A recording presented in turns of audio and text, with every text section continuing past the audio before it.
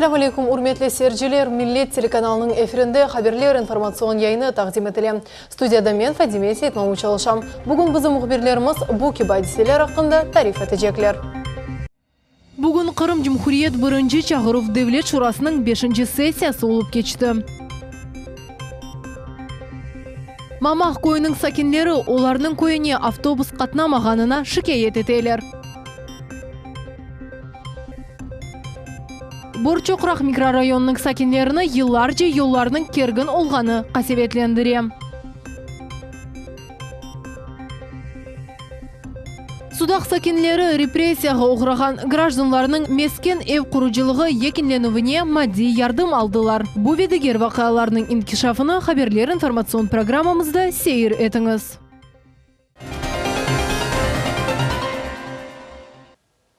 Бүгін Берлин шәрінде Нормандская четверкаға керген 4 девлет лидері, яғни Русия, Украина, Алмания, Франкистан мемлекетлерінің президентлері көрішежеклер. Бойлелікнен Владимир Путин, Петр Порошенко, Ангела Меркель, Франсуа Олланд Украинаның шарқында юз берген даваның чезілмесіні музакире етежеклер.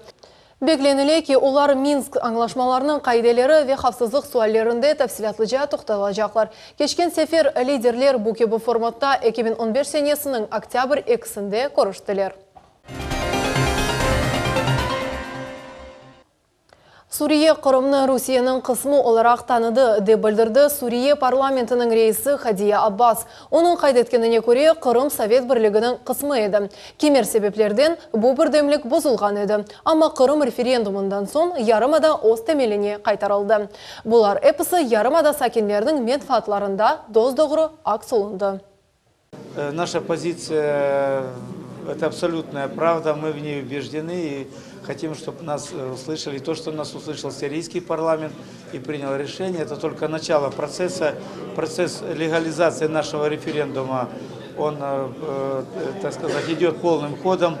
По реакции западных политиков, с которыми мы общались в последнее время, уже очевидно, что так сказать, на экспертном форуме этот вопрос не обсуждается. Уже все в деталях разобрались и все понимают, почему мы приняли, почему мы,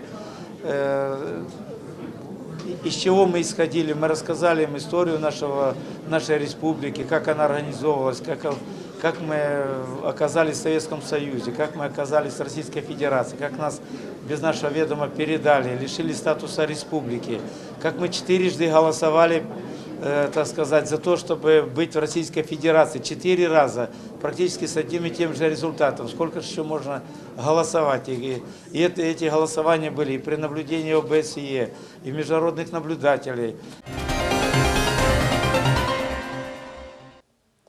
Киев шәрі кең санкцион жедвелге Русия Федерациясының вице-премьер назирыны Дмитрий Рогозин, сенатор Елена Мизулинаны. Қырым елбашчысы Сергей Аксеновны Девлет Дума мебусу Владимир Жириновскийны көрсетті. Мұндан ғайры бұл жедвелге өзлеріні халық жұмхуриетлері кебі таныған Донецк вен Луганск вилаятлерінің бір сыра мемурларына көрсетілді. Да зияде соядлар или кеңлешкен жедвеллер мемлекет президентінің сайтында ерлештірілді. Қырым жұмхуриетінің елбашчысы Сергей Аксеновның фикіріне көре Украин акимиетінің башқа іші олмағаны себебінден бұл санкцияларны чықара. Я не знаю, куда он еще меня не внес, Порошенко, то есть в данном случае. То есть мы его внесем во все списки, я посмотрю, какие у нас есть деструктивные организации, мы его внесем во все списки организаций. Слушайте, но нечего делать людям, вот они с дуру, с жиру бесятся. Қайдетіміз Украинаның генераль прокуратурасы білдіреке Киевде да Қырымдаки Русия Федерациясы президентінің сабық темсілжісі Олег Белавинцевны ве Женюбей Арбей живарының баш муавины Игорь Турченюкны қыдыруға илян еттілер. Бүгін Қырым Жұмхуриет бірінші Чағыров Девлет Шурасының 5-ші сессиясы олып кешті. Тәфсилатлы шекілде кадрлар дәңішмелері ақында біздің невбеті келев қамызда.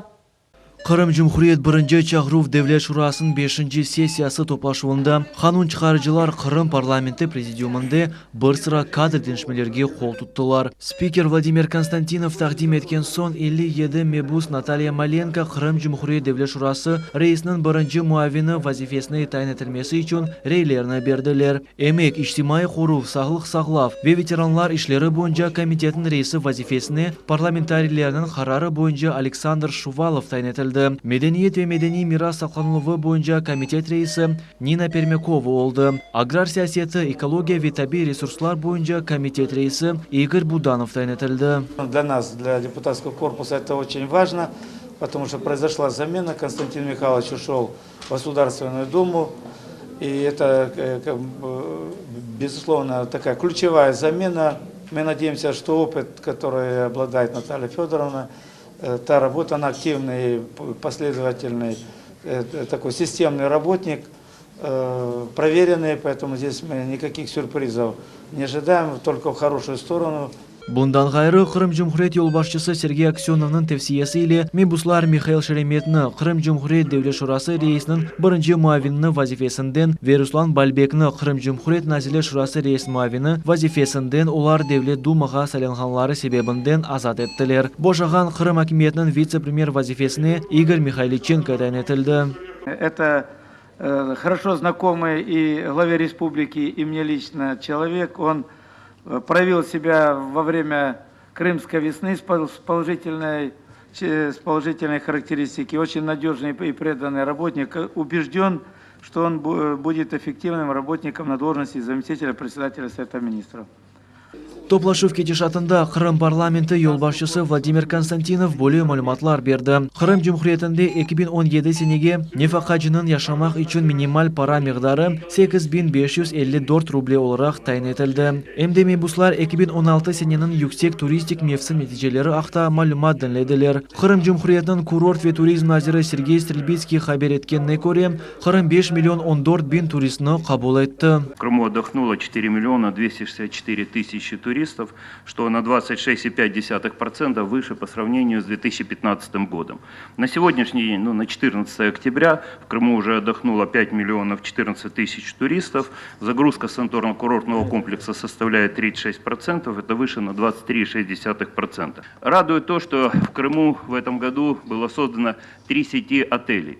Это отели, которые сегодня имеют в управлении 15 объектов, и это свои высокие стандарты, это своя философия ведения бизнеса, это то, чем Крым гордится, потому что в Крыму появляется действительно то, что сейчас движет туристическую отрасль во всем мире. Kırım Devlet Şurası'nın reisi Vladimir Konstantinov'un fikrine göre Cumhuriyetinin bala bahçaları ve mektepleri kızdırıp mevsimine gerekli gibi hazırlanmadılar. Bu haqda o Kırım Mesken Kommunal Xo'jalik naziri Sergey Karpov'un ve Tahsil İlim Gençler Siyaseti ve Sport boyunca Devlet Komitetinin reisi Vladimir Babkov'un maruzalarından son bildirdi. Mesken Kommunal Xo'jalik nazirliginin yolbaşçısı bergen malumatlarga göre Kırımda 404 bala bahçalarından ve 532 mekteplerinden tek 3 mektepten evvel müessese kızdırılmak için hazır değil. Lakin parlament komitetinin rehberi başka rakamlarını seslendirdi. Onun malumatlarına göre Cumhuriyet'te 540 mektep ve 450 mektepten evvel müessese çalışmakta. Vladimir Babkov Cumhuriyet başına Sergey Aksionov'a meseleleri olgan regionlarını selektor toplaşularga koşmak ricası ile müracaat etmege tavsiye etti. Vladimir Konstantinov da belediye teşkilatlar ve memuriyetler yolbaşçılarına müracaat etip, onların faaliyetini tenkit etip, hem de kışka hazırlık boyunca meseleler çözülüvüne mesuliyetli şahslarga 2 haftalık müddet verildi. Хочу отдельно обратиться ко всем главам муниципальных образований, главам администрации. Конечно, это полное безобразие, все то, что готовится к подготовке. По подготовке к зиме. Чем занимались, большой вопрос. Куда смотрели, почему не докладывали, почему не заявлялись. А сейчас, когда детям нужно учиться, мы должны сейчас бегать и показывать им, мы, взрослые, показывать им свою несостоятельность. Знаете, когда нет отопления в школе, в доме в жилом, это отсутствие власти. У людей ассоциация, что нет власти. Понимаете, это очень серьезно. 2 недели мы отводим на решение этих всех вопросов. И также попрошу Ильяса закрепить всех депутатов Государственного совета, пообщаться с депутатами городских и районных советов, для того, чтобы приняли участие в этой работе. За эти 2 недели мы сделали все возможное совместными усилиями для того, чтобы все-таки снять все острые проблемы. Cumhuriyet'in kanun çıkarıcı hakimiyetinin başı Vladimir Konstantinov planlaştırılgan büdjetinin kelir kısmı 8 milyard 84 milyon 700 bin rublegi artırılığı haqda haber etti. Büdjet masrafları ise 5 milyard 998 milyon 100 bin rublegi artacak deb qayd etti spiker. Abdulaziz Osman, Hasan Abibulayev, Dmitriy Nizavoy, Millet uchun. Украина оз халқы ве комшу мемлекетлер үшін террористик телюке ташый. Бүгін өткерілген Devlet Şurasының невбеті ки топлашуы девамында бойлы фикер сеслендірілді. Қырым мебуслары Украина хакимиеті Қырымға қаршы террористик актлар өткерілігі бойынша әр тарафлама ве объектив тақиқатлар кешірмеге чағырды. Олар яшайыш үшін мұйым олған, яни Шимали Қырым каналға электротремелерге доғыртыла еді. Терактлар тешебішчілерінің адлары белі, ама Украина хакимиеті оларға қаршы ешбір шей yapmay. Август айында есе комшу девлеттен Қырымға терактлар yapmaq үшін диверсион истихбарат тақымыны yollanıldı, деп yazılan аризада. Кешкен күн девамында Қырымда бір sıra yol нақлие қазалары yüz berdi. 4 insan elak oldu. Олар арасында бала да бар еді. Ярымадамыздың Кефе районында екі енгел арабаның чатышмасы нәтижесінде екі бала зарар көрді. Афсуски, амма қазалар жедвелі бұнен екінленмей. Еді қойы қасабасында 34 яшлы айдавжы жаяв кечітінде 3 пиядені ұрып аттырды. Бұның нәтижесінде 20 яшындaki пияде вефат етті. Ақияр шерінде де yol қазасы yüz berdi. Автобус маршруткасы ве четел арабасы бір-біріне келіп ұрдылар. 14 зарар көрген инсан шерінің тибби мөстелерінде болуналар. Бір инсан вефат етті. Мамақ көйінің сакенлері Милlet телеканалының хаберлер информацион бөлігіне ярдым алмақ үшін мұражат еттілер. Анда апансыздан нақлие мәселесі шықты. Ақмесжетке қатнаған автобус көйге келмей. Енді бір афта девамында олар шергеже өз күчлері иле барып етелер. Ең чыдамлылар яқын дұраққа же 2,5 километр жаяв кетмеге мejbuрлар. Автобус не үшін көйге келмегенini біздің мұхбирimiz Dilara Шевкетова сораштырып білді. Эркун Мамақ көйінің сакенлері ішке мектепке бала бақшасына кетмек кереклер. Ахмеджит шәріне жин нақлие олмағаны себебінден көйлелер зорлықлар чекелер. Олар трудовой көй шурасына веташычыға мұражатнен болындылар. Фақат бір кімсе ешбір шәйні анлатқаны жоқ. Әмді сакенлер Қырым хакимиет векелерінен да бағландылар. Оларға ярдым бережеміз деп ваде еттілер. У нас 12 октября обстоит такая ситуация, что у нас отменили маршрут 166, который уже работает года 3. Мы с таким трудом его выбивали. То есть нам причину объяснили ту, что поломалась маршрутка. Ходила сюда маленькая «Дельфин». Ранее до этого мы писали заявление с просьбой выделить нам большой маршрут.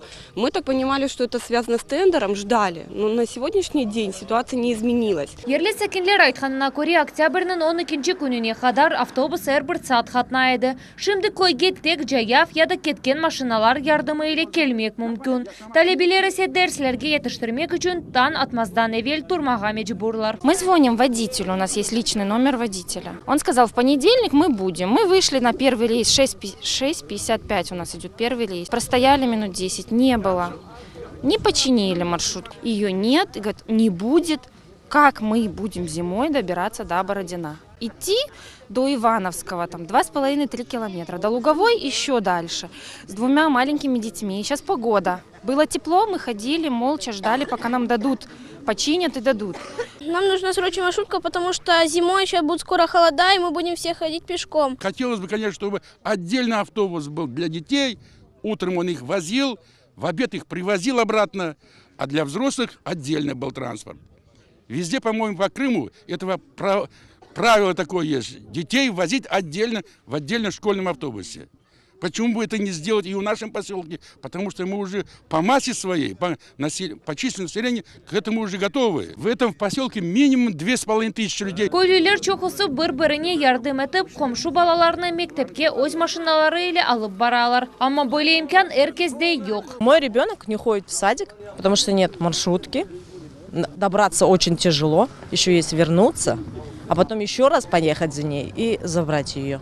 Неделю не ходим в садик. 2 детей посещают садик, да, и мы уже неделю сидим дома, потому что не на чем добираться. Дети маленькие, пешком идти далеко, 3 километра до Луговой, а туда невозможно сесть, даже если доберемся до ближайшей остановки. Болеем, и я не знаю, как мне попасть в больницу с ребеночком, чтобы хотя бы его послушали, потому что мне не на чем его вывести. Мамақ көйінің сәкенлері үміт етелер ки, яқын заманда нақлие мәселесі елештірілер. Біз өз невбетімізде Қырым Жұмхуриет нақлие нәзірлігіне мектуб yolладық ве оларының изатыны беклейміз.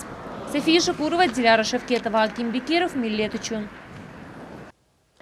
İçtimai meseleler devam etmekte. Borçoqraq mikrorayonunun sakinlerini çok yıllar devamında bir büyük mesele, yani yollarının alı kasebetlendirir. Bizim televizyon takımımız mikrorayonunun yolları boyunca yurdu ve bu mesele çözülmesi haqda soraştırdı.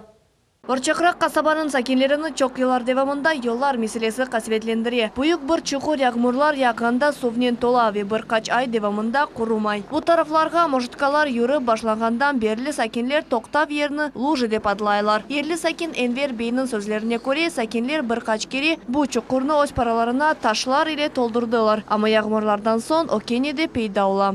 Şimdi bana yağmur ne olsa bunda ne cürmeye mümkün bir şey yok. Bana bir yerde asanovka var, asanovkanın yanına barıp olamaysan, onu çizmek gerek değil mi? Sentralna asfaltını yaparlar, kalan yerge yok. Bu kesekin yapkan olsalar, endi koç asanovkaya çıkkanda ayağının suğa batmasın. Akşam üstü düşkende bize çamur içine kirip çıkarsın. Sakinlerini bu mesele hususan kışta çukurlar buzlaganda rahatsızlay. Sakinlerinin sözlerine göre kışta toktap yerine barганча birkaç kere yıkılalar. Когда идут сильные дожди, она выходит аж на проезжую часть, и получается маршрутка, чтобы остановиться, ей приходится проезжать сколько. А зимой там вообще каток. Дети падают. Вот прошлую зиму я вожу детей в садик, а пока мы переходим эту лужу, раз 10 у меня ребенок падает, потому что очень скользко, льдом покрывается, машины буксуют. Лужу, конечно, бы убрать надо. Yerli sakin aytkanına göre yol tamirlenуі meseleni çözmeyecek. Suva kızılığı için yer ayrılmak gerek. Вообще, конечно, хотелось бы, чтобы дороги нам тоже делали. Да, в городе делают, там красиво, конечно, аккуратно становится. А мы тоже хотим, чтобы красивые дороги были, чтобы дети ходили.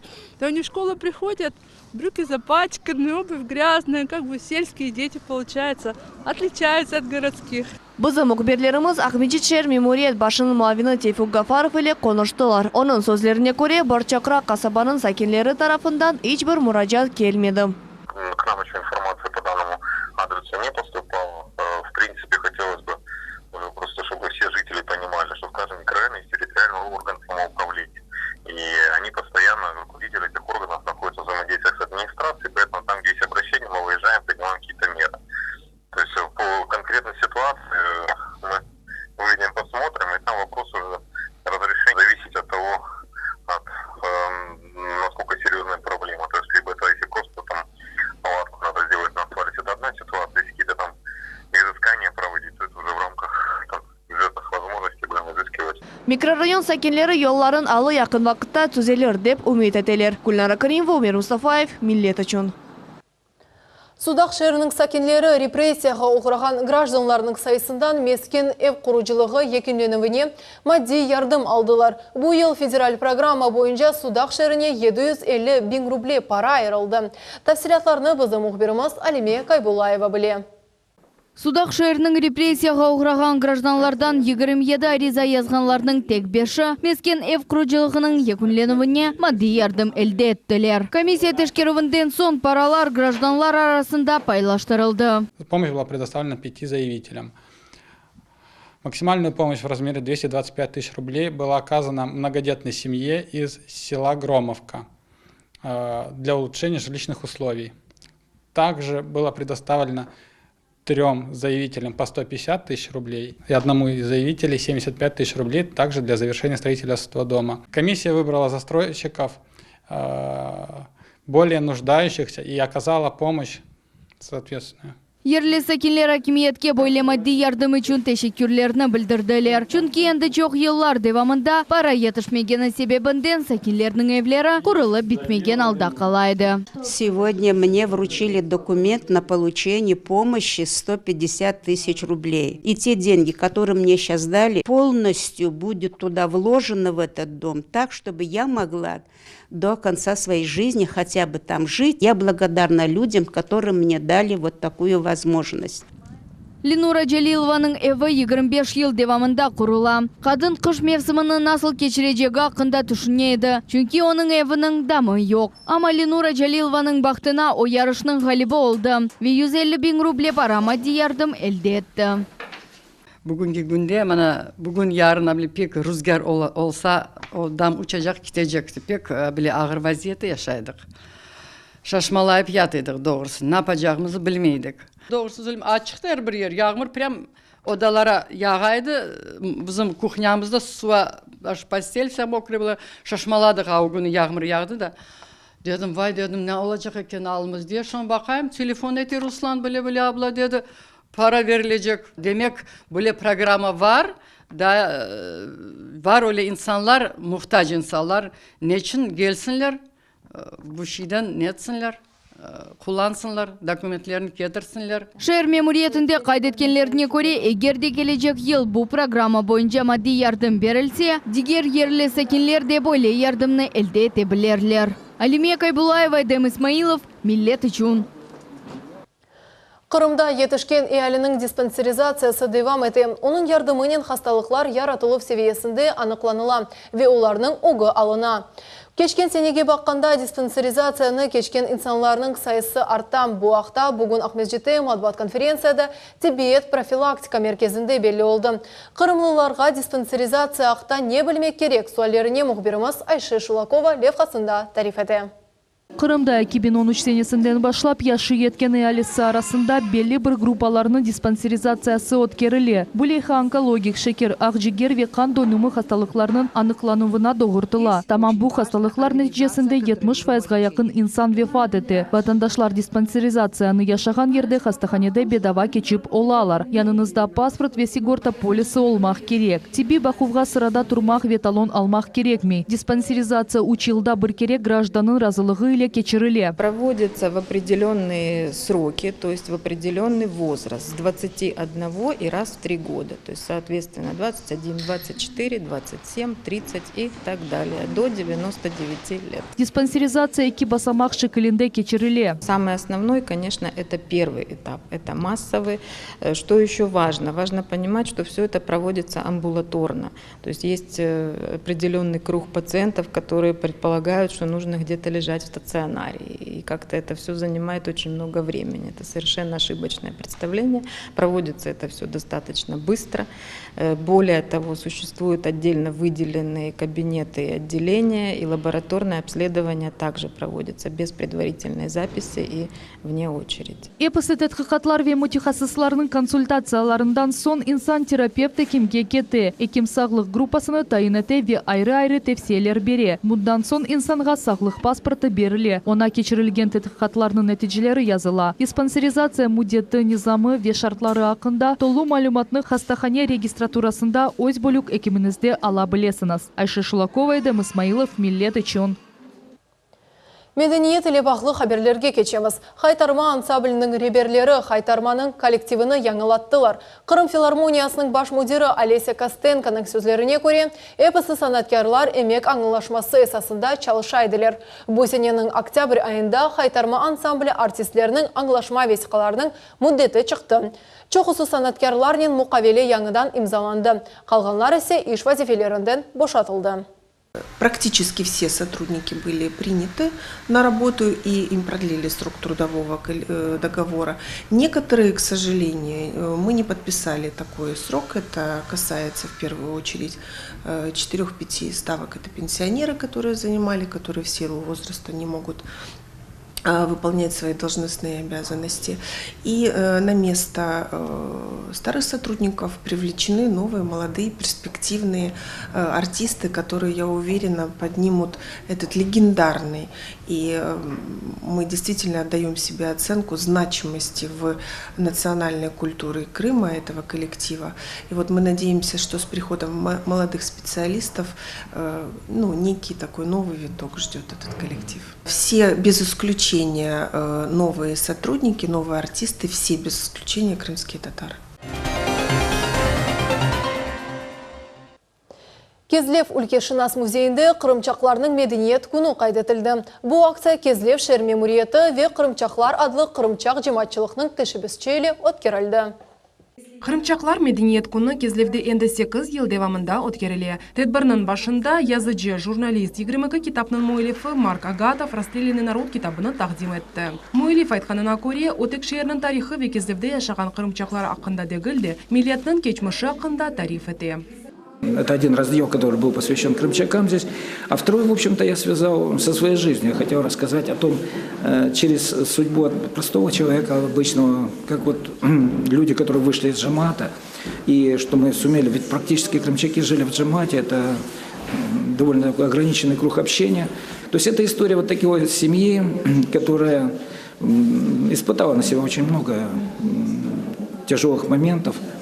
Мерасимге 30-га якын кырымчаклар тешриф буйырды. Олардың арасында Рушан яни Куванч адлы кырымчак ойын такымының ребері Татьяна Садовская болынды. Оның ансамблі шиырде ве умумен Русияда кечкен чешет тедбір ве фестивалерде иштирак эте. Дүнияда олар екене кырымчак медениетінің азалары сайылмақта. Татьяна бізге ойс кыйма ақында тариф етті. Сегодня я в крымчакском костюме пожилой женщины, потому что у молодых женщин, которые родоспособного возраста, у них немножечко другая кофточка была, в которой было удобно кормить ребенка грудью, потому что в крымчакских семьях всегда было много детей. И наряд был сделан таким образом, чтобы было удобно кормить ребенка.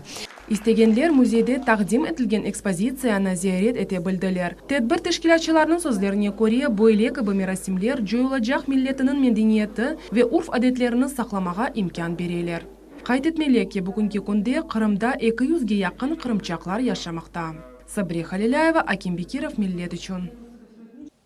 Бунин хаберлер информацион яйыны екінші мен сізнен ярынға қадар сағықлашам. Эфирде көрішмек үзіре сағылықне қалыңыз.